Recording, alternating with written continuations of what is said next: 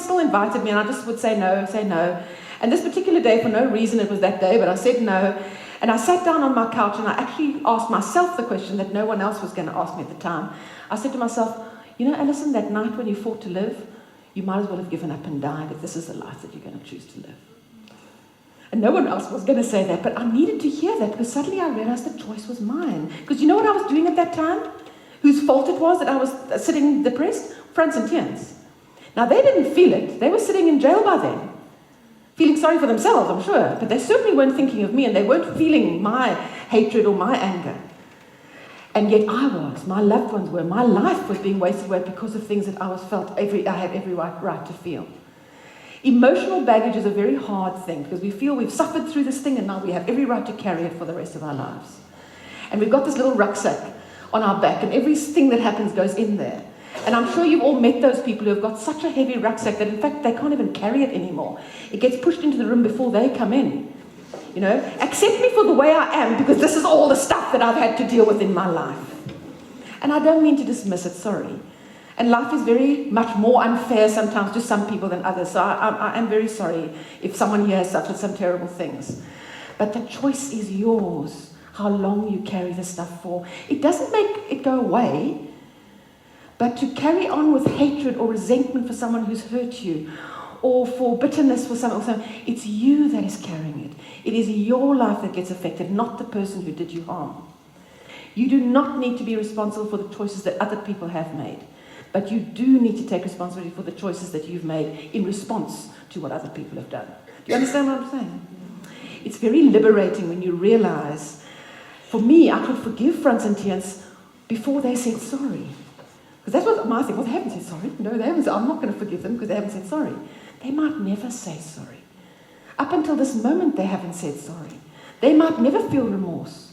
And so I might have been waiting all my life for them to, and so therefore, who was controlling my life? I was allowing them to.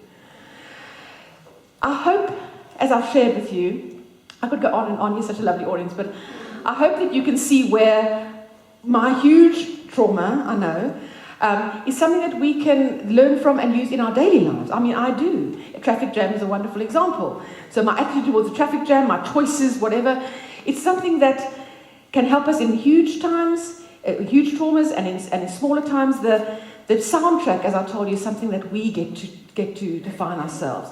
I hope that when you do face challenges, whether you're facing one now or in your future, that you can decide that the soundtrack is one of upliftment and not that you're going to have to wallow there forever. There's one last lesson to all of you, that when the difficult times come, don't resent them too much. It is in those times that we grow. It's only in those times that we grow if we choose to. And a little story that I read, it actually went around on email, so you might have seen it. I love it because it's about a butterfly, and I have an affinity to butterflies. For me, a butterfly is a symbol of a caterpillar going through a difficulty and coming out better on the other end. That's I think, what all we have to try and do, is in some way take the stuff that happens and become better, stronger in a way. So this little story is about a boy, and he was walking through the forest, and he comes up in a clearing, and in the clearing was this butterfly, beautiful coloured butterfly apparently, but it was stuck to its cocoon. The sticky strands were stuck to its wings, and so it was flapping its wings madly, and the little boy took pity on it. And he took his little pocket knife out and he cut the last few strands to free this beautiful creature.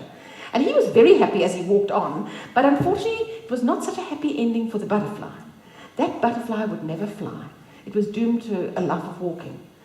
Apparently this is true. When a butterfly comes out of its cocoon, its wings are all scrunched up tight from being inside. They're wet apparently as well. As it's flapping its wings to get rid of all the sticky strands of the cocoon, its wings are opening, they're drying, they're getting stronger, all the fluids are flowing from the body into the veins. And amazingly enough, when it's strong enough to fly, they will be also strong enough to break any strands and it will be able to take off.